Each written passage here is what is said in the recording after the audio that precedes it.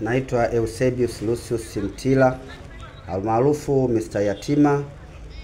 Nimekuja leo hii kwa mujibu wa utaratibu wa kikatiba wa kanuni za Chama cha Mapinduzi kuchukua fomu. Kwa hiyo nimeshachukua tayari, nashukuru Mungu, na lengo kubwa kuitetea kata yetu hii ili irudi katika mikono ya Chama cha Mapinduzi. Elimu yangu ni darasa la 7, lakini utendaji wangu wa kazi ni mkubwa kupitiliza. Hivyo ninakuwa na imani ya kutenda kazi vizuri kabisa kwenye jambo hili la udiwani. Kwa hiyo kusiwa na mashaka yoyote, tuendelee kushirikiana kwa sababu mimi mwenyewe binafsi nia ninaye, sababu ninaye, na uwezo ninao kushughulika juu ya jambo hili kwa kuwa diwani wa kata ya Mkuti.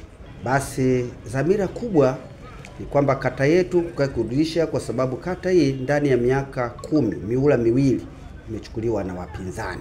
Sasa sababu kubwa iliyonituma, yani uwezo, kwa sababu ninao kukaa kushughulika na wapinzani, ilinia kadri ya kuwaje basi kata yetu irudi, tufurahi pamoja, tuendelee kutenda mambo mengi, kwa sababu yapo mambo ambayo baada ya kukaa wapinzani yamelala, hayajaweza kufanyika. Hatuna zahanati, hatuna shule ya sekondari ya kata. Kwa hiyo vitu hivi vyote hivi tunania kwamba kutekeleza, kushirikiana pamoja na wananchi wa kata husika hii ya Mkuti, basi tunakuwa na imani vitu vyote vitakwenda kutekeleza kwa kutegemea Chama cha Mapinduzi, kwa sababu mwongozo wetu muhimili mkubwa ni Mama Samia Suluhu Hassan.